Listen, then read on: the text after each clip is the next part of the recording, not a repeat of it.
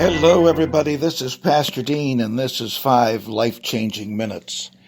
I'm going to say something, well, it could be treated as an elementary suggestion, or it could be treated as a ridiculous suggestion, I suppose. But why don't you just give God a try? Many of you listening to me right now are in the throes of poverty. You're in the midst of maybe getting your home foreclosed on.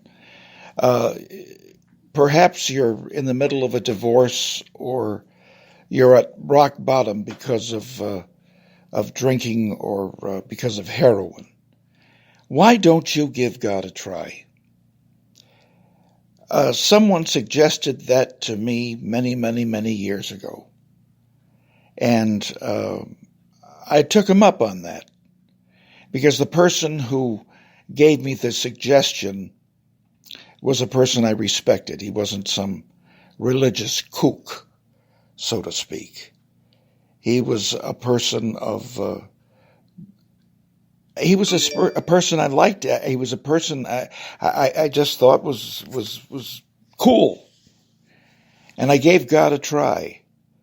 I confessed my sins to Jesus Christ and said I was a sinner. And I asked Jesus specifically, if you are there, if you are real, please make yourself known to me, because I am desperate. And, as I look at the television last night and the night before, we had to shut we usually watch Fox News, but we had to shut that channel off and go to something else. My wife put on Hallmark, because the news was so incredibly depressing.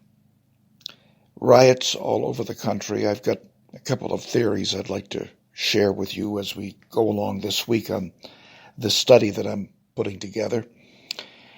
I have some ideas, and I don't know if God gave them to me or if I'm just suspicious about something, but we'll talk about that later. But we're going through perilous times: riots, plagues, foreclosures, people going into debt.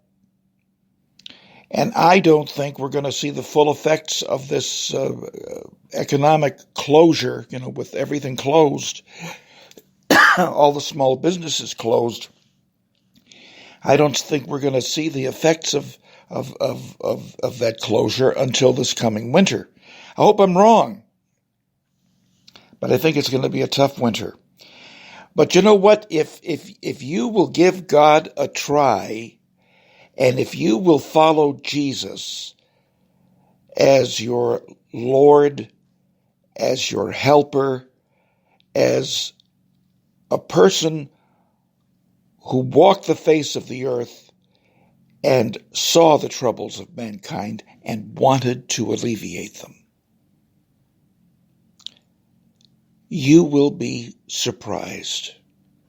You will be relieved. You will be exempted of not all of the tough times, but you certainly will have joy in your heart as we go through some rather challenging economic times coming up in this winter and the months ahead. Because it says in the Bible, and once you get to know Jesus, you want to attach yourself to the Bible as much as you possibly can, because that's where truth is. And eventually you'll find that's what God's word is.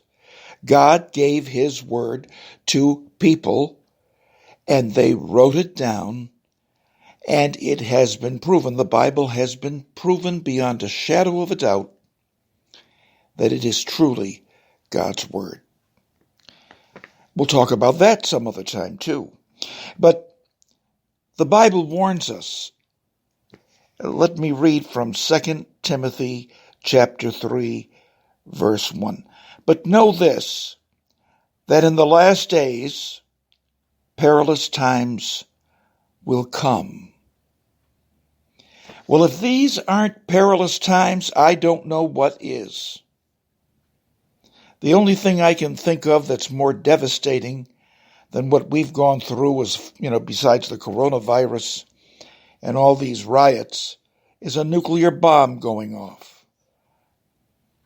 That would be the epitome, that would be the height of destruction and would be the end of all of us, I guess. But know this, Paul wrote to Timothy, but know this, that in the last days perilous times will come. Folks, a lot of people are going to do exactly what I suggested in the beginning of this program. In fact, you might be doing it today. Why don't you give God a try? Because, trust me, you're going to need him in the upcoming months and years. I will have good news for you tomorrow, even about the perilous times. How do you like that?